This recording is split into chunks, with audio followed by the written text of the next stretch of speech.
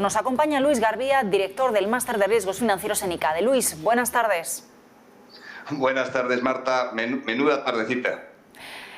Luis, el IPC en Estados Unidos, ese 8,6% interanual, muy superior a lo que se estaba esperando, también con la inflación subyacente en el 6% y sobre todo, bueno, pues viendo como todos los componentes de la cesta que se evalúa están subiendo de precio.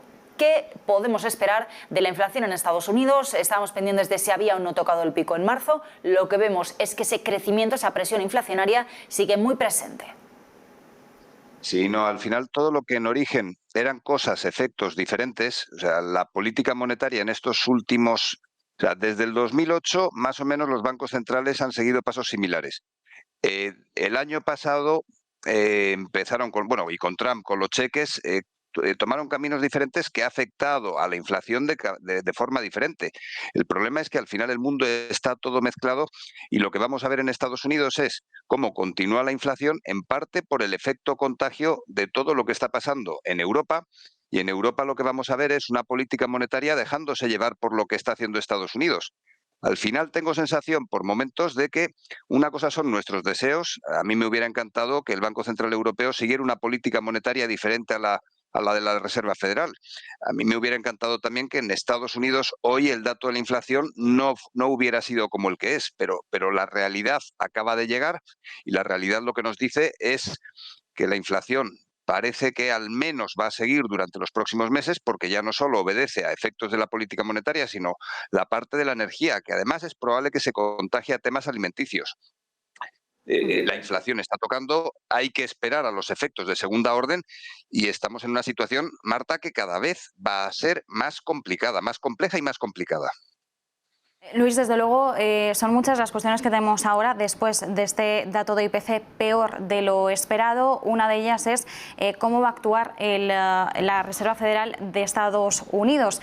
Si va a cambiar en algo su hoja de ruta y va a ceder ante las presiones más hawkish o si va a seguir con lo establecido, con esas subidas en 50 puntos básicos de cara a las próximas reuniones y va a adoptar un escenario más de esperar y ver, teniendo en cuenta que las reacciones o los efectos de esas subidas de tipos no van a ser ni mucho menos inmediatos. Tampoco es que esperáramos que la inflación de un mes para otro, después de dos subidas de 50 puntos básicos en las dos últimas reuniones, fuera ya inmediato y viéramos una inflación muchísimo más baja, ¿no? Pero sí que es cierto que se esperaba cierto enfriamiento. Entonces, ahora las miradas están puestas de cara a la semana que viene, a si la Reserva Federal se va a mantener en la misma línea o si por el contrario podría pisar el acelerador. Y si no es en esta próxima reunión de junio, si podría abrir la puerta a pisarlo de cara a julio e incluso septiembre, cuando se hablaba de que podría haber ese mismo mes una pequeña pausa. Ahora parece que la descartamos. Sí, vamos a sacar el bisturí. Es fundamental. La situación de Estados Unidos es diferente a la europea. En el caso de Europa, en el caso de Estados Unidos, hemos tenido un dato de empleo muy bueno, lo cual contrasta con la inflación. Por lo tanto, Jerome Powell, ¿en qué tiene que estar pensando ahora? En efectos de segunda ronda. En que no siga subiendo la inflación desbocada. Por lo tanto, ¿Estados Unidos qué va a hacer? Sin duda, apretar el acelerador con los tipos de interés. Y el mercado laboral tienen cierta flexibilidad ahí, evitar efectos de segunda orden, suben tipos, se retrae el consumo, viene una recesión, esperemos que suave en Estados Unidos, y sí, la semana que viene debería decir Jerome Powell que va a subir todavía mucho más los tipos de interés en el caso de la Reserva Federal. El problema es Europa, Marta. Si miramos a Europa, precisamente lo que estamos viendo es cómo sigue la debacle en la renta variable y, sobre todo, dentro del IBEX 35 estamos viendo una auténtica sangría en el sector bancario. Caídas de casi el 8% en BBVA, del 7,3% en Bankinter, del 6,6% en CaixaBank, un 6,2% se deja Banco Sabadell, un 5,6% Banco Santander y podríamos seguir así con el resto de entidades financieras en el resto de la eurozona. Reacción de la banca, reacción de las primas de riesgo a lo que nos decía ayer la presidenta del Banco Central Europeo, Christine Lagarde. ¿Qué interpretamos de cuál sigue siendo la reacción un día después, también en combinación con esas perspectivas inflacionarias en Estados Unidos?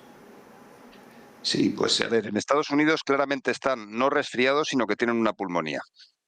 probablemente, bueno, y lo estamos viendo en los mercados y los mercados lo recogen. En Europa tenemos una situación absolutamente crítica y en España todavía más.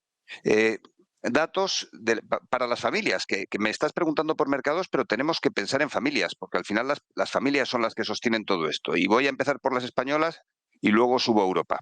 La presión fiscal en el 2019 era del 48% y ha subido al 52%. El gasto de una hipoteca media en 2019 es del 33% y yo supongo, 33% de la renta disponible, supongo que acabará llegando a final de 2022 al 39-40%. O sea, estamos en una situación crítica. A esto además hay que añadir la inflación. Y luego la subida de tipos de interés que ya está descontada. Esto pasa sobre las familias. Pero ¿cómo vamos a cubrir esto? Pues desde el punto de vista de los gobiernos que no han hecho, el gobierno español no ha hecho las reformas ni en pensiones, ni en administración, ni en los sueldos de los trabajadores públicos, el déficit va a seguir aumentando. Y eso hace que no podamos seguir funcionando así de ninguna de las maneras. Es decir, en España, antes que después, el sistema se acabará rompiendo, se terminará rompiendo. ¿Qué tiene que hacer el Banco Central Europeo? Seguir apoyando. O sea, por mucho que haya anunciado Lagarde ayer que los tipos de interés suben y que detiene el programa de compra de activos, en España o siguen apoyando en el sur, digo en España, pero que vale para todo el sur de Europa, o siguen apoyando, siguen comprando deuda pública, o esto se rompe y probablemente se rompa aún así. Desde el punto de vista de la deuda pública, el sur de Europa lo tiene muy mal. Pero es que si pensamos en el dato de inflación, todo el norte de Europa, y especialmente si miramos al otro lado del Atlántico y vemos lo que está haciendo, lo que comentábamos que va a hacer Jerome Powell, todos los halcones europeos tienen más que razones para pedir subidas de tipos de interés y endurecimiento de la situación. Si cada uno sigue por el camino por el cual la inercia le está llevando, Marta, me gustaría decir otra cosa, pero yo veo una Europa que se termina rompiendo. ¿Por qué? Porque no es posible soplar y sorber al mismo tiempo. Y en este caso, el sur de Europa necesita una serie de medidas y el norte de Europa está pidiendo a gritos otras totalmente contrarias. Pues así es, y se está reflejando desde luego en la deuda periférica de la eurozona. Luis Garbia, como siempre, muchísimas gracias por acompañarnos. Buenas tardes. Un placer, Marta. Gracias a vosotros por darme voz.